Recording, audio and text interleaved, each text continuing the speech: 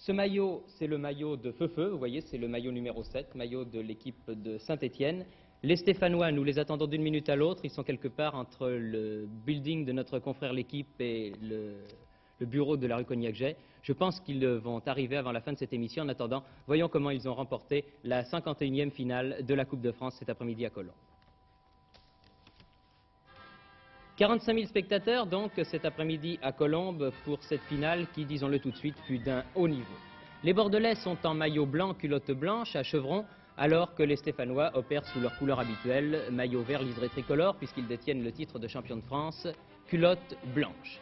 Les premières minutes sont à l'avantage des Girondins. Les Girondins qui ont attaqué ce match tambour battant alors que, par exemple, contre Quevilly, ils avaient attaqué ce match la peur au ventre. Ici, un magnifique débordement de Didier Couégou qui évite deux adversaires, donne une balle remarquable à Wojciak. Wojciak prend tout le monde de vitesse et s'en va tromper Carnus d'assez près. C'est le premier but de la partie, marqué dès la 4e minute par les Girondins, qui semblaient dès lors prendre une belle option sur cette finale, alors qu'ils disputaient leur 4e finale depuis la Libération, les 3 autres étant des finales perdues.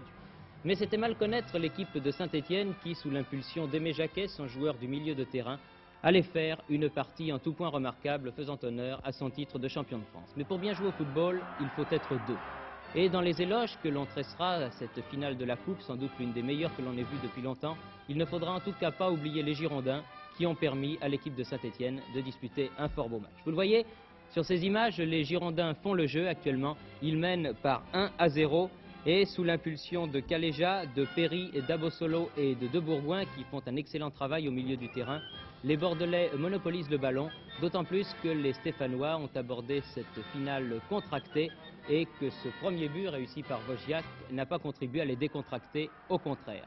Et puis, petit à petit, sous l'impulsion de Rachid Mekloufi, qui disputait sans doute aujourd'hui son dernier grand match sous les couleurs forésiennes, l'équipe de Saint-Étienne allait se retrouver.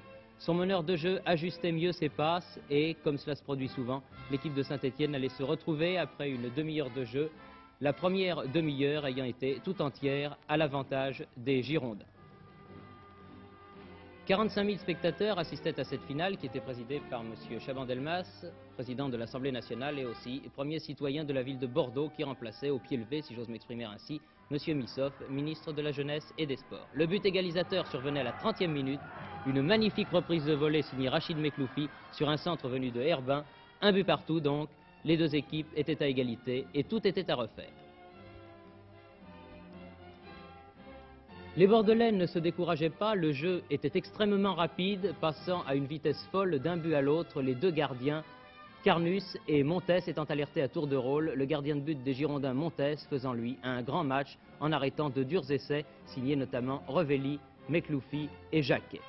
Jacquet vers lequel convergeaient tous les ballons, vous allez le voir sur ces images. De petits accrochages, mais peu d'accrochages, l'arbitre M. Bard n'ayant pratiquement pas à intervenir.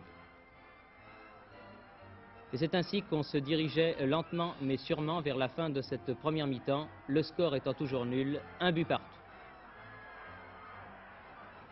Coup franc en faveur des Girondins, à proximité du but défendu par Carnus, c'est De Bourgoin qui va tirer ce coup franc, qui se situe peu de temps avant la fin de la première mi-temps.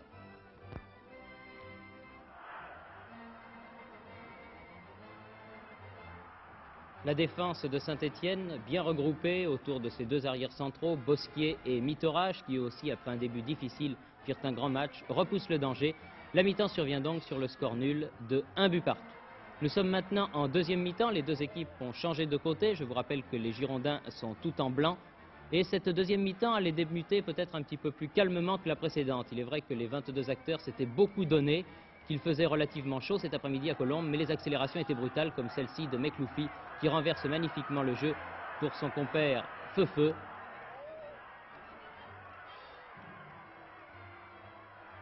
L'arbitre arrêtant cette action pour donner un coup franc.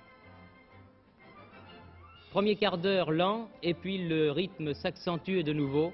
Et nous assistons, comme en première mi-temps, à une très belle finale de la Coupe entre deux bien belles équipes, deux des plus belles équipes que le football français ait compté ces dernières années, certainement. Deux équipes, en tout cas, qui ont fait honneur au football professionnel. Et je pense surtout aux Girondins de Bordeaux, dont la partie d'aujourd'hui était le jour et la nuit avec celle qu'ils ont disputée, voici une quinzaine de jours ici même, contre Quevilly au Parc des Princes.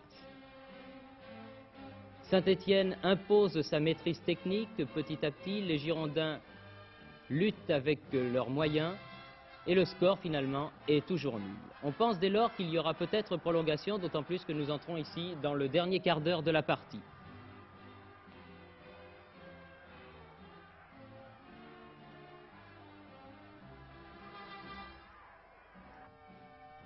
Dans l'équipe de Bordeaux, Ruiter, l'avant-centre qui n'avait pas été très heureux, sort et il est remplacé par le joueur mascotte Duhaillot qui en 17 matchs de coupe, que ce soit avec Angoulême ou avec Bordeaux, n'a jamais perdu.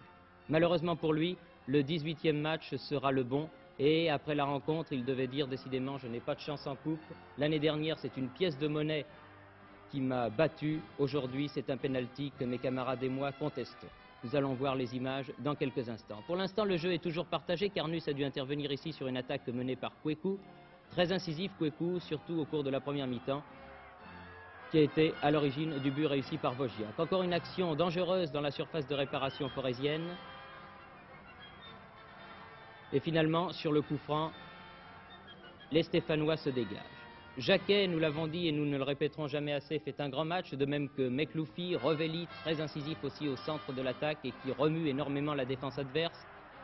Bosquier, Mitorage, Durkovic et Polny sont vraiment une excellente défense et voici l'action. Vous allez la revoir au ralenti, cette action que M. Bard va terminer par un penalty. Revelli s'engage, pris en sandwich entre Abosolo et Chorda, il est bousculé, c'est incontestable. Il tombe, M. Bard hésite et accorde le point de pénalty. Il voulait voir si le Bordelais allait garder l'avantage du ballon. Ce pénalty allait être tiré par Mekloufi qui le mettait sur la gauche de Montes et réussissait le deuxième but, Montes déviant le ballon, mais pas suffisamment pour le sortir de la trajectoire de ses buts. Nous en étions à la 78e minute, il restait 12 minutes à jouer et les Bordelais, énervés par ce pénalty, allaient pousser de toute leur force pour essayer d'arracher un résultat nul qui malheureusement pour leur couleur n'allait pas leur sourire. Mais je crois qu'il ne faut pas leur en tenir rigueur. Ils ont disputé aujourd'hui une très grande finale de la Coupe de France. Ils ont perdu, certes, mais ils ont perdu avec les honneurs. Et comme Saint-Étienne sera probablement aussi champion de France, réussissant le 7e doublé de l'histoire du football français, eh bien Bordeaux représentera magnifiquement la France la saison prochaine en Coupe d'Europe des vainqueurs de coupe. Les dernières minutes de la rencontre, les Stéphanois s'efforcent de garder le ballon, qui ne l'aurait pas fait à leur place. L'arbitre, M. Bard, à plusieurs reprises, consulte son chronomètre.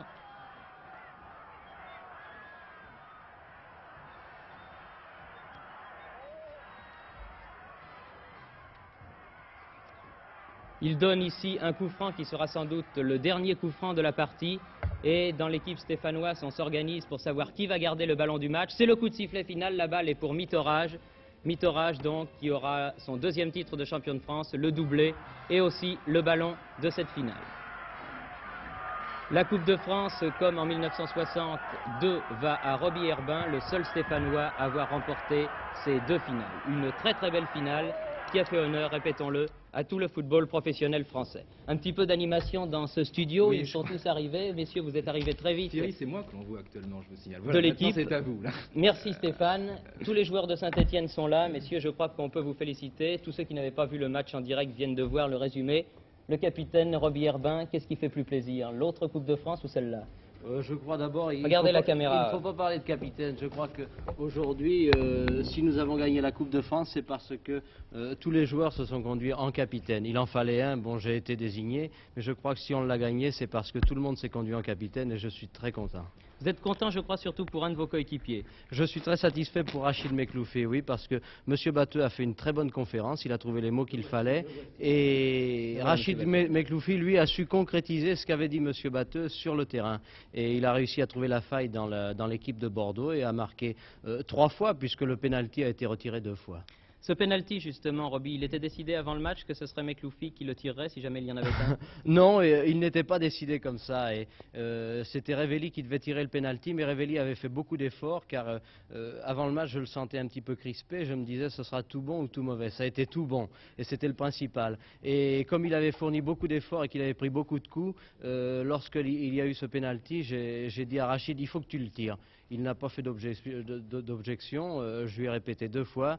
J'ai insisté, il l'a tiré 2 fois, il l'a mis 2 fois au fond, c'est le principal et je suis très heureux pour lui. La deuxième fois, ça a été juste. Où est-il, Mekloufi? Il est parti. Il n'est pas arrivé encore. Il n'est pas arrivé. Eh bien, nous avons Aimé Jacquet. Approchez-vous, Jacquet. Je crois que, me disais-je, votre modestie en souffrir, on peut dire que vous avez été peut-être dans votre équipe qui va réussir le doublé le plus brillant cet après-midi. Celui vraiment qu'on a le plus vu partout en attaque, en défense, vous avez été très bon. Vous en avez conscience? Je pense qu'on a été 11 à gagner la Coupe de France et que ça s'est très bien passé. On a eu un peu peur après le premier but, mais par la suite, tout s'est très bien passé. Nous avons repris confiance et on a serré un peu. Vous êtes jeune dans cette équipe de Saint-Étienne, comme vos camarades Beretta, comme Paulny. Il y a des plus vieux, Roby, je ne veux pas vous faire injure. Est-ce que c'est le plus beau jour de votre vie de Stéphanois? Ah oui, je crois, oui. C'est le plus beau jour, surtout de ma carrière. C'est vraiment un jour exceptionnel, qui marquera dans la carrière d'un footballeur professionnel. Bravo Jacquet et Merci. bravo à travers vous à tous vos coéquipiers. Eh bien, Georges Choupin, puisque vous avez M. Batteux à côté de vous, demandez-lui donc s'il préfère le doublé 68 ou celui 58. C'est un Stéphanois qui vous pose la question par l'intermédiaire de Thierry. Je préfère bien sûr ce doublé d'aujourd'hui, car ce qui s'est passé il y a 10 ans, j'ai déjà perdu le souvenir. Ce que je voudrais dire, c'est que pour un retour en première division et dans une équipe de football, après, disons, une semi-retraite, c'est une chance extraordinaire. Non pas tellement les résultats que nous avons faits, mais d'avoir tombé sur des gens, dirigeants, joueurs, ambiance générale aussi exceptionnelle qu'à Saint-Étienne. Et avant de quitter le micro, quand même, parce que je crois qu'il faut le dire, si aujourd'hui c'était une grande finale, c'est sans doute parce que Saint-Étienne, l'équipe de Saint-Étienne a réalisé un bon match, mais elle l'a dû justement à l'adversaire. À Bordeaux, à qui je pense maintenant, aux joueurs de Bordeaux, à l'entraîneur, qui aujourd'hui ne partagent pas évidemment notre euphorie, notre joie, et qui sont extrêmement déçus, et notamment d'avoir été battus à l'extrême justesse et sur un pénalty dont nous pensons, nous, sincèrement, qu'il était très justifié, mais dont nous admettons très bien qu'eux puissent le contester. Bien, Thierry, je pense que... Hervé Révelli, parce que c'est vous qui l'avez obtenu, ce penalty. Alors Oui. maintenant, les Girondins sont partis, nous sommes entre nous. Saint-Étienne et Bordeaux, la France entière regarde. Est-ce que vous auriez été Monsieur Bard? Qu'est-ce que vous auriez fait? J'aurais fait comme lui, j'aurais sifflé penalty parce que le penalty y est. Ils m'ont bousculé à 2 dans la surface de réparation. Il y a C'est pas ce qu'on de a semblé problème, il y a voir. penalty et puis c'est tout. Ça s'est bien passé donc cette finale pour vous? Oui, ça s'est très bien passé Plus pour dur moi et que pour vous tout le le pensiez? monde. Oui, assez dur, surtout qu'ils nous ont pas ménagé devant. C'était très dur. Et vous, Bernard Bosquier, c'est une bien belle aventure que vous vivez sous le ciel forésien. Vous arrivez, vous êtes champion de France, vous restez, vous êtes presque à nouveau champion de France et vous gagnez la coupe. Oui, c'est formidable. Je crois qu'en 2 ans, tout footballeur peut espérer obtenir ça, mais quand on réalise, on arrive tout juste à réaliser qu'en 2 ans, avoir 3 titres, disons 2, pour pas vendre la peau de l'ours avant de l'avoir tué, mais enfin, c'est formidable d'en arriver là, quoi. Finalement, pour vous, ça aurait été une année extraordinaire s'il n'y avait pas eu Belgrade. Oui, ma foi, ça a été une petite épine dans le pied, mais enfin, en football, il y a d'autres joies qu'il faut oublier certaines défaites. Et vous vous rattraperez aux dépens des Norvégiens et des Suédois pour la Coupe du Vous Monde. êtes- Le mot de la fin, Jo, avec Oui, M. avec Rocher, le le président président. Comblé. Président, car ici, sur ce plateau, nous avons aussi le député de la Loire, Lucien Neuwirth, et puis aussi le maire de Saint-Étienne, qu'il ne faut pas oublier, M. Durafour, qui est là. Est-ce que vous avez des projets pour la Coupe d'Europe la saison prochaine? Non, écoutez, c'est beaucoup trop tôt. Laissez-moi savourer cette Coupe de France qui vient confirmer le couronnement de cette belle saison que vient faire mon club. Et je voudrais tout de suite dire que cette Coupe de France que nous allons amener demain à Saint-Étienne, à la mairie de Saint-Étienne, je voudrais dire merci à tous mes joueurs.